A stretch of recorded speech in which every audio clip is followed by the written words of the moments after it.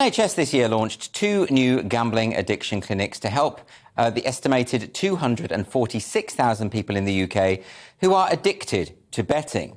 That's clearly a problem. But should gambling itself be considered a public health issue upon which can be based new anti-gambling legislation? So Christopher Snowdon from the Institute for Economic Affairs has written about this for Spiked this week, and he joins me now. Christopher, welcome to the show.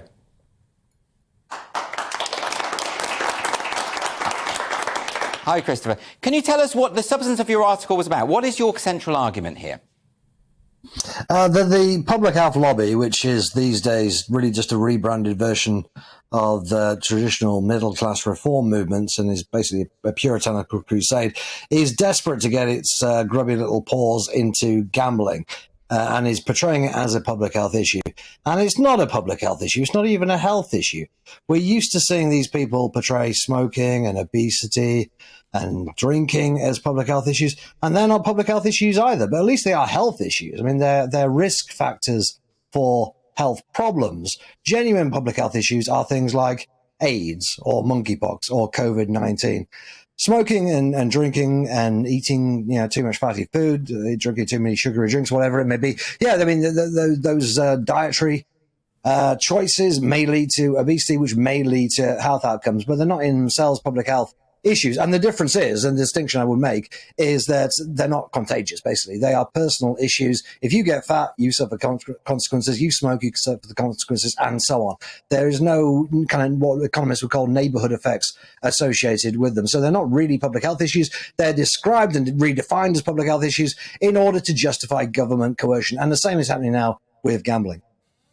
So you use the word choice there, but do you accept some of your detractors might say that addiction is a very real phenomenon, and whether that takes the form of drug addiction, alcohol addiction, or indeed gambling addiction, it does, in a sense, raise questions about the extent to which the individual caught up in that has complete personal responsibility for that.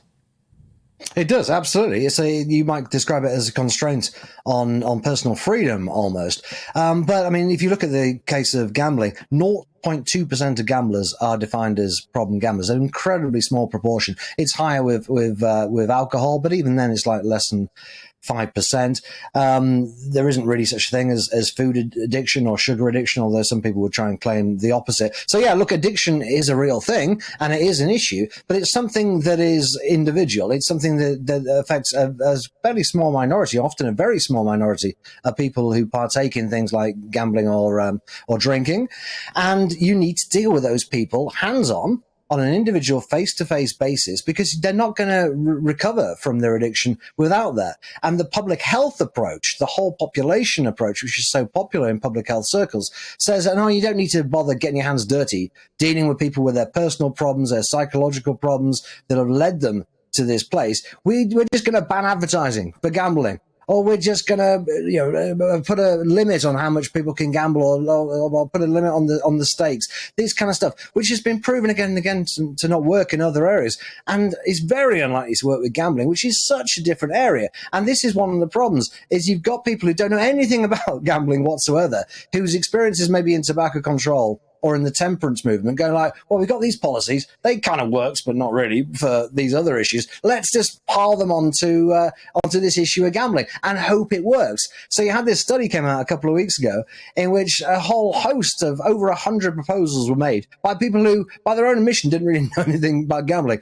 And it was things like, let's have plain packaging for gambling products. Let's have a limit on how many people can access a gambling website at the same time. It's like, what? I mean, what does that even look like? What does that even mean?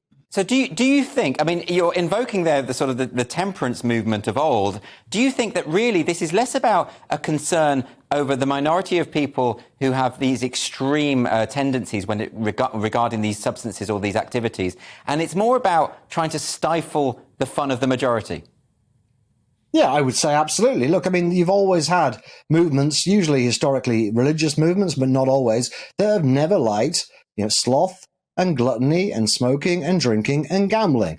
And so if you show me a movement in 2022 which has those exact same targets and want to go about suppressing them in a pretty similar way, I'm going to say to you that, the chances are these people are basically from that tradition, and that they're claimed to be essentially a wing of the medical movement or the health movement is fairly spurious. And I can give you any number of examples that would probably confirm that in your own mind. That's as my opinion. It's an opinion based on, what I read and see of these people. But it seems to me an enormous coincidence that you have a so-called public health lobby that's getting involved in something like gambling. What are actually the health implications of gambling? Of course, if you lose a huge amount of money, then your health could be at risk. Of course, you're at more risk of committing suicide.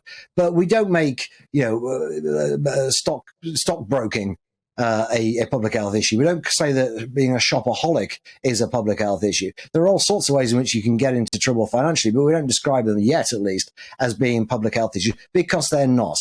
The point of describing this and redefining this particular issue as a public health issue is because it sounds better when you go to government and say, we've got all these laws, we've got all these taxes, all these bans that we want to introduce, and we need to do them because it is a public health issue. If you just said this was a moral issue, you wouldn't get so far.